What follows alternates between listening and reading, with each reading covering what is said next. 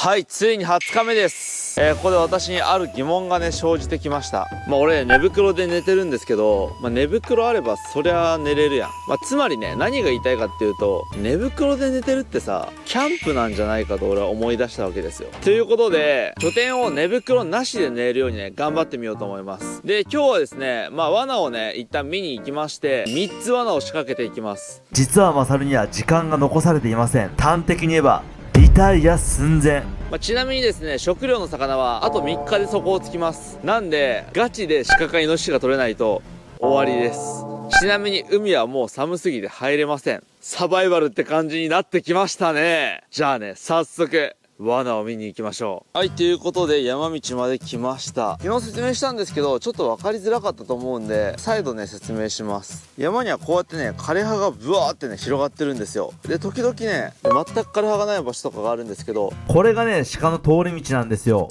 鹿は一回踏んだ場所を安全と判断して、ずーっとそこをね基本的に歩くんで枯れ葉がなくなってるんです。で獣道はねちょいちょい変わるんで、俺がね仕掛けてた獣道は枯れ葉が積もってたんでもう使われてない獣道だったんですね。で俺がね前に仕掛けた獣道3つはですね枯れ葉が積もってたんで、それは前の獣道で多分今は使われてない獣道だから結構無駄なことをしてました。あのままずっと待ってても鹿がかかることはなかったです。ということで獣道に仕掛けていきましょう。でこういうね斜面に仕掛けると鹿はすぐ死んでしまうらしいんで、なるべく平たいところに仕掛けたいところですね。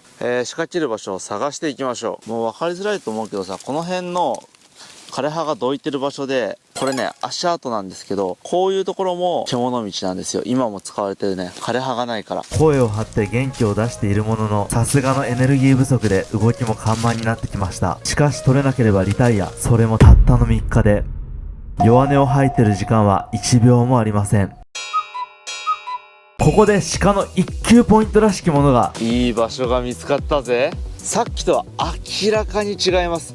枯れ葉が少ないどころか枯れ葉がほとんどないです。さらに上からこうやって降りてきてる獣道があり、さらにこことこっち側、そして上から道路がねつながってるんですよ。こういうところがね一番かかりやすそうじゃない？しかもこういうね段差があるところを鹿はね踏まないんで、確実にこの下をね踏むらしいんですよ。ここに仕掛ければ取れる可能性大です。じゃあ掘っていきましょう。根っこがないことを祈る。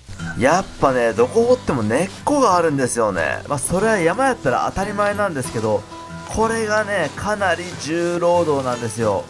結構ねダイジェスト版にしてるんですけど、だいたい早くて15分、長ければ30分ぐらいかかりますね。ちなみにでかい石が埋もれてたら掘るのはさすがに無理ですね。別のところを掘るしかないです。しばし皆さんこんなん見る機会ないと思うんで、せっかくやったら一緒に見ていきましょう。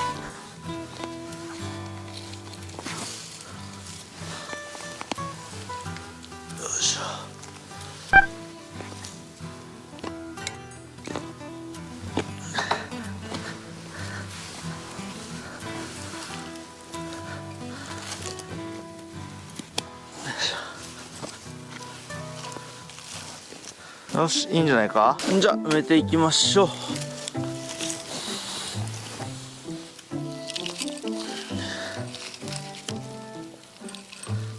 この仕掛けはですね正直鹿狙いです。イノシシはねもうめちゃくちゃ警戒心が高いらしいんですよ。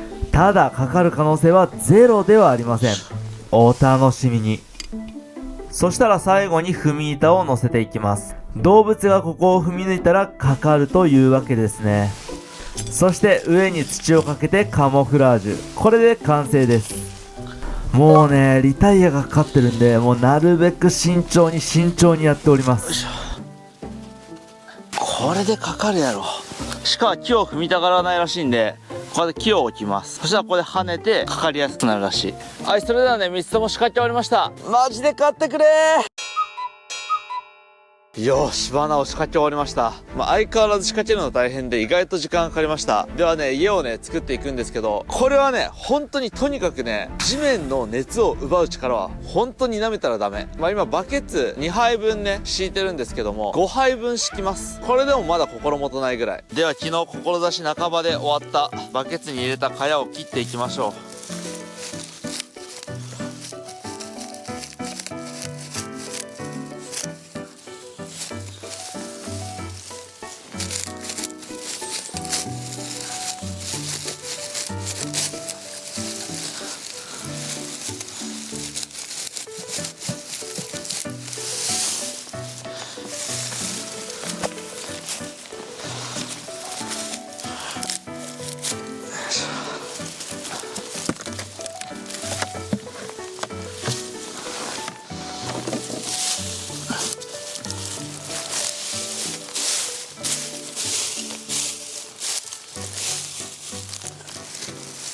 だいぶ敷き詰まってきたんですけど、10センチぐらいは分厚くあってほしいね。さて、茅の根元の上に、こちらの大量の茅の葉っぱをね、敷いていきます。慎重すぎるぐらい慎重にやっていきましょう。なんせ寝袋なしで寝るんですから。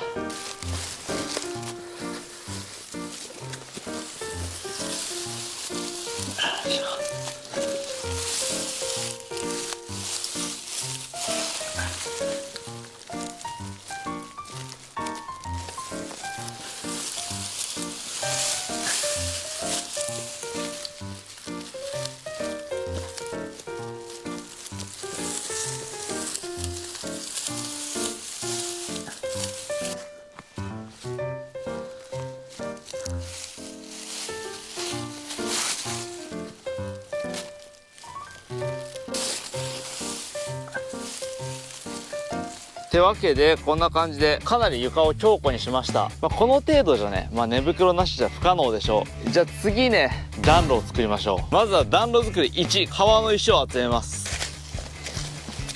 なるべく四角いやつの方がね、いいです。こんなんいいんじゃないかな。でかすぎるかな。よいしょ。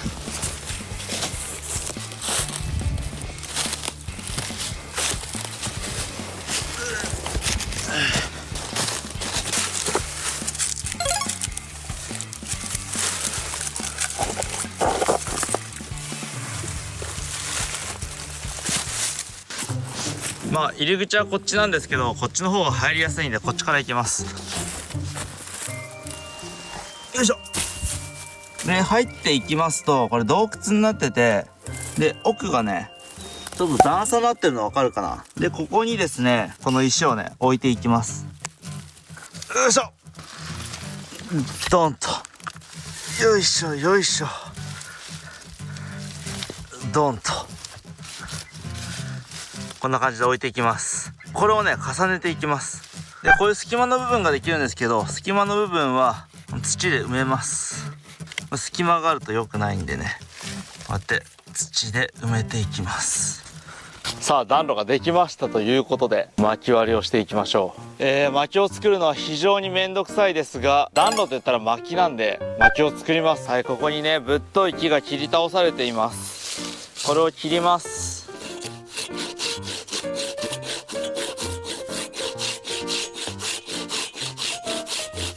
5分はかかりそうだな。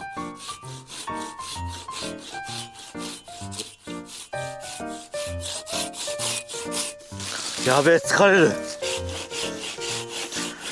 助けて、チェーンソーマン。この疲労度でこれ切るのしんどい。助けて、チェーンソーマン。来てくれないじゃん。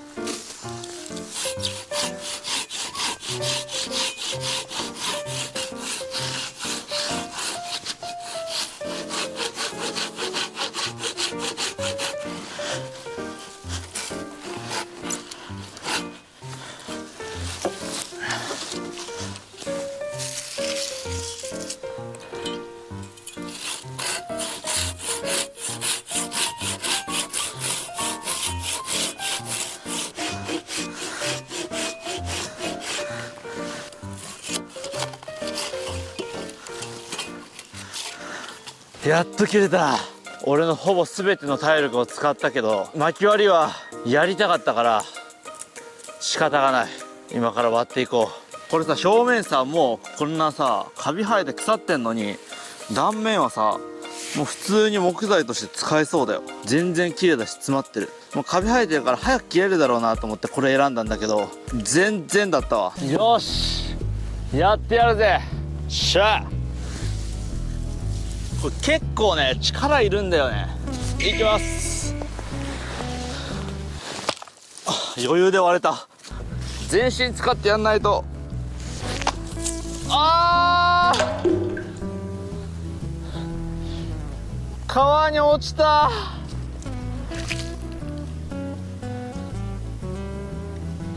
最悪や。まあ、意外と中身が朽ちてますね。普通に朽ちてるからこんなやわに割れるわ。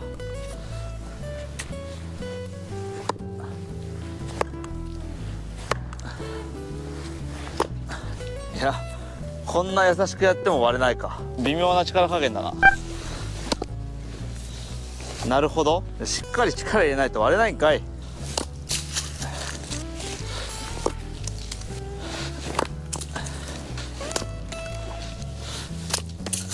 まあこんだけ腐ってちゃ薪としては不出来もいいとこやな。まあいいか、薪はできました。まあ薪はもっと作りたいところですけど、日が暮れるんで一旦ね火を起こしてみましょう。さて火を持っていきましょう。まあやけどせん程度にいきましょうね。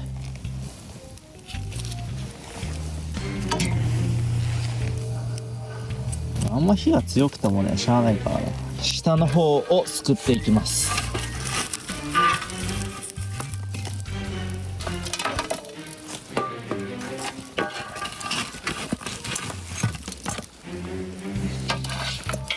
さあどんな風にね煙が流れていくか、それはやってみないと分かりませんからね。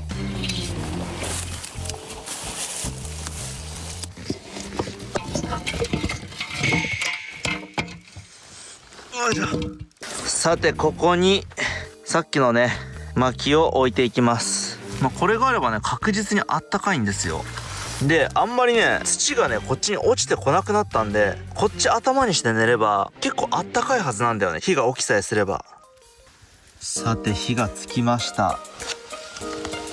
まあ、洞窟内の方はかなりあったかいですね。まあ、とりあえず今日この状態でね寝てみます。まあ明らかにね改善点がたくさんあるんですけど、何時間耐えられるかっていう話ですね。でこの石をね置いたおかげで煙って基本上に行くんで、顔の高さよりねここが高いんで煙たいっていうことは全くないですね。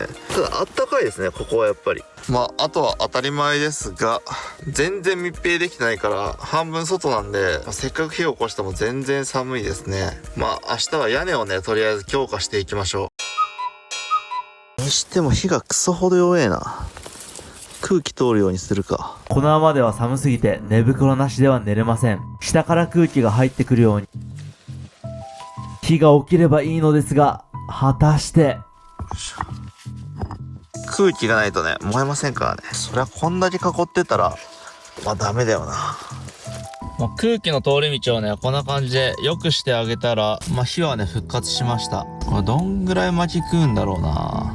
まあ今日はここで寝るとします。であとねこの土壁がね結構湿ってるんだけど、多分この火でね乾燥するんだよ。乾燥したらどうなるのかっていうのがちょっとそこ読めないんで、乾燥したら崩れてくるっていう可能性もあるんだよね。というわけで20日目もね日が暮れてきました。もうあとねここまで来たらやることといえば鹿かイノシシを取ること。最初の方はねちまちまムカゴ取ったりとかハヤ取ったりとかまあいろいろしてましたけども、あんなもんほとんどカロリーにならないんでね、もう一夜干しとあと鹿とイノシシしか食わない野生と人間との戦いやな。で寝てみて分かったけどちょっと蚊帳少ないな。全然足りてないですね。寒いです。あと3倍は欲しいな。